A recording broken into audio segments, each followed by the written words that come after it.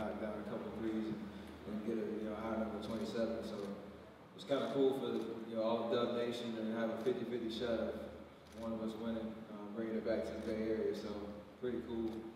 And, just could have planned that any better. Back left over here. You mentioned this morning you might check out some YouTube videos of past champions. Did you do that? If you did, what'd you notice?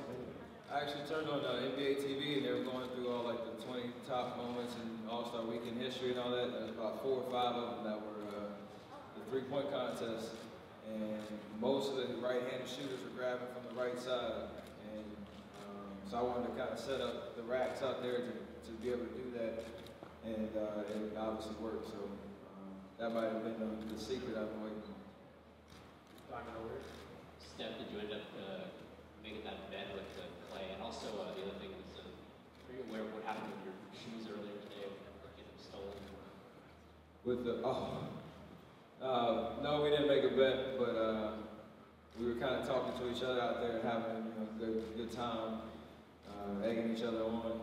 And I heard about it, but it's what it is. It's shoes. It says about where this competition is elevated that somebody would try 4 times a win. I just might be crazy. I'm here, so I guess I might as well shoot. But I think this year was the one that was just the way that the field kind of came together. Obviously, Kyle Korver's having a crazy shooting year, shooting 50%. Could be like the first guy in history of the NBA to shoot 50 and 90. Obviously, Clay, what he's able to do every single night. Wes Matthews is putting up crazy 3-point numbers. Defending champ Marco, KYRIE, who's won it before. James, who hit some big threes, and obviously we know what JJ Redick can do. So if you just look at everybody, individually, it's pretty special to have all those guys out there shooting. And I wanted to be a part of that group, and thankfully I won. Steph, there's a story that you plan to honor the shooting victims of North Carolina on your shoes. What prompted that? I've been following the story all week, and there's been a lot of supporters of him and his family, and Dia and his family, and obviously having North Carolina roots. And once I got to know who Dia was as a person and the stories that everybody was telling me, it only seemed right to honor him and his family, and hopefully they know that people are thinking about him, they're not alone, and hopefully it can give them some kind of peace and comfort in knowing that he was a special guy, and I just did my little part to hopefully shed that light towards him. And he had a couple things where he did his wedding photo very similar to a magazine cover that I did, and he had wore number 30 in all his intramural leagues and all that stuff. And I even had some family members that had met him at one point or another playing pickup basketball, and they all spoke highly of him. So obviously it's a great platform to be on, but it only seemed right. On your right side, in the middle. Do you ever use advanced basketball statistics or analytics to help improve your shooting, either through the Warriors or through a personal coach? How Kevin Durant, for example, has hired a stats guy just to help you shoot? Not really.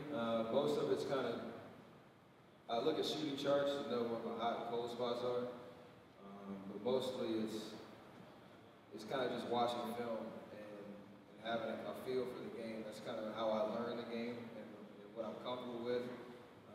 I know the analytics has a lot of good things that go with it, but for me, it's kind of, I don't want to cloud my head as a player with too many stats and ideas and information that may slow me down on the court. So it's more just about having a feel for what I need to get better at. Or I know in games, if I'm going to my right, if I'm shooting terribly over the course of the season, there's usually a reason for it, and I just got to work on it. So it's kind of how I approach it, and it works for me. Can you just talk briefly about how three-point shooting in the NBA has become, it's just accelerated over the last few years, and the importance of it in general? Three is always better than two, and if you got guys that can shoot at a high level. I'm no math genius, but somebody told me, like, if you're shooting 45% or whatever, the rate of threes that I shoot in games, it's better than,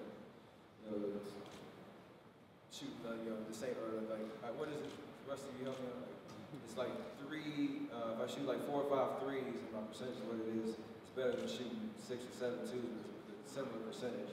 So it's kind of just having confidence to, knock it down and not being afraid. Obviously, the situations of games and time to score and things like that, but you gotta have confidence to shoot the ball if you can.